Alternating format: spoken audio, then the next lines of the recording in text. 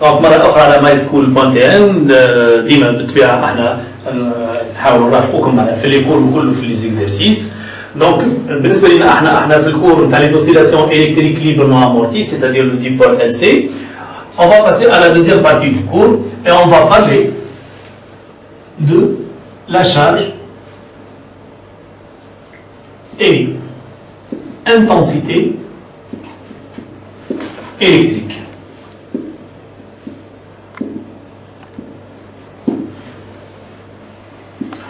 نحب نزيد نأكد لهنا أن الكور هذا مهم برشا وبرشا كلام معناها يتعداو الكور هذا من غير ما يتمكنوا منه، ومن بعد يجيهم الكور نتاع ال سي فورسي اللي هو كور قوي، لكن ما يتفهمش الكور نتاع ال سي فورسي الا ما تخدم الكور نتاع ال سي. بيان سور في الكور نتاع ال سي وفي الكور نتاعنا الكل وقت اللي تبدا بالليزيكزارسيس تبدا بالليزيكزارسيس دابليكاسيون ديريكت. ليزيكزارسيس دابليكاسيون ديريكت هما اللي يفهموك معناها كيفاش تخدم. هكا ليزيكزارسيس يفهموك بشويه بشويه، يعني مش معقول ولد صغير الكل مازال يدردش مازال يمشي بشويه بشويه، نجيو نقولوا له من الاول طير، ما نجمش يطير، ما نجمش معناها يطلع حاجه قويه. دونك تبدا بالليزيكزارسيس دابليكاسيون، من بعد تتعدى ليزيكزارسيس دو سانتيز اللي هما باهيين، ومن بعد بيان سور تنجم تخدم اكزرسيس باك والا دوفوارات. مش ساهل باش تمشي ديريكت تخدم اكزرسيس دوفوار، سينون باش تقلق وباش تفد وما تنجمش تواصل. يعني تصور تلميذ من الكور يمشي اكزرسيس دوفوار، مستحيل هذه ما تجيش. Donc on passe maintenant à la charge et intensité électrique. Bien sûr, on sait bien qu'il y a une relation entre la tension UC de T qu'on a déterminée tout à l'heure. UC de T est égal à UC max sin oméga 0T plus phi UC. Donc celle-là c'est l'expression de UC et on a une relation entre UC de T qui est égal à Q de T sur C. Donc le Q de T est égal à C fois UC de T. Donc est égal à C fois UC max fois sin oméga 0T plus phi UC. Donc faites attention. Attention ici. Bien sûr, la tension UC de T c'est une tension sinusoïdale. C'est une fonction sinusoïdale. Donc elle s'écrit son amplitude fois sinus oméga 0T plus sa phase initiale. De même, la charge Q de T, il y a une relation directe entre Q de T et UC de T. Bien sûr, le C, vous savez bien que le C est une constante positive. Donc les variations de Q de T sont celles de UC de T. Donc ces deux fonctions, point de vue court, ont la même allure. C'est-à-dire que Q de T, de même, c'est une fonction sinusoïdale. Et étant donné que c'est une fonction sinusoïdale, ce Q de T s'écrit de même, Q max sin oméga 0T plus phi Q. Donc, on va se rendre compte que ce Q max n'est autre que C fois UC max et que le phi Q est égal à phi UC. Donc, étant donné qu'on a une relation directe entre Q de T et UC de T, donc il n'y a plus de dérivée ni de primitive, donc il y a une relation directe, on remarque que le phi Q est égal à phi UC. Voilà l'expression, donc, si vous voulez, de Q de T aquatique.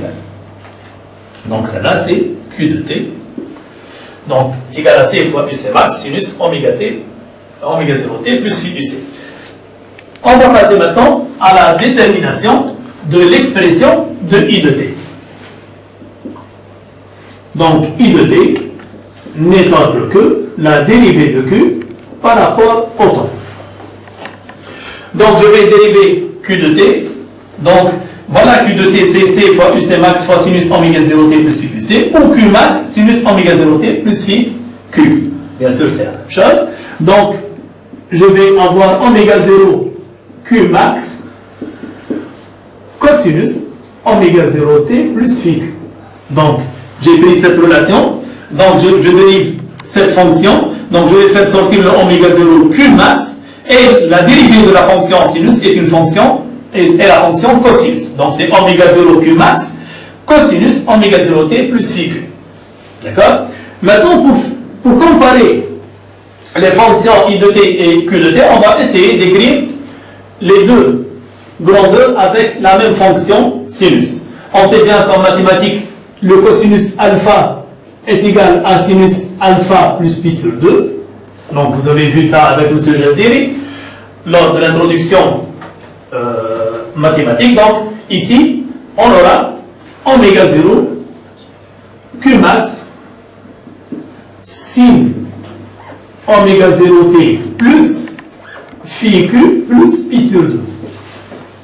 Voilà. J'ai remplacé le cosinus par sinus, donc c'est comme si j'ai ça là alpha, cosinus alpha. Ici, c'est sinus alpha plus pi sur 2. De même, l'intensité du courant dans le circuit est une fonction sinusoïdale. Donc, cette intensité du courant s'écrit comme étant fonction sinusoïdale I max sin oméga 0t plus phi i.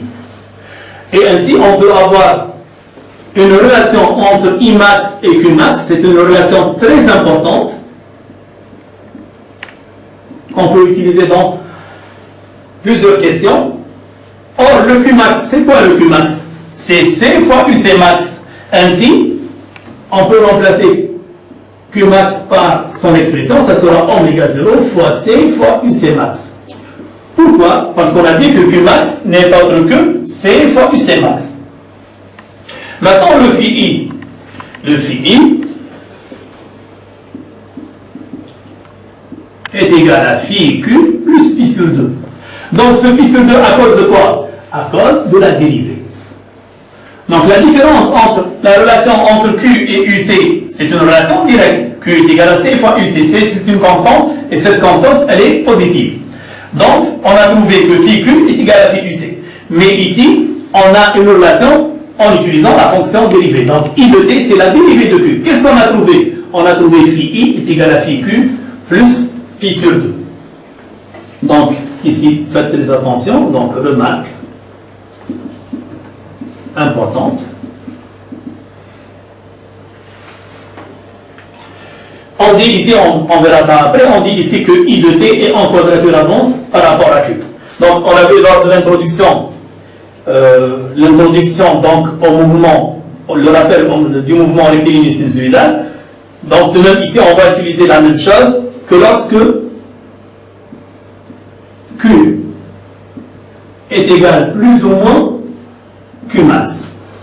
On trouve que I est égal à 0.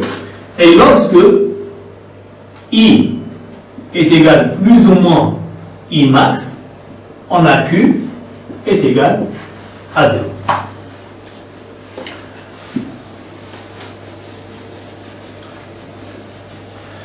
On peut passer à la représentation graphique des deux fonctions.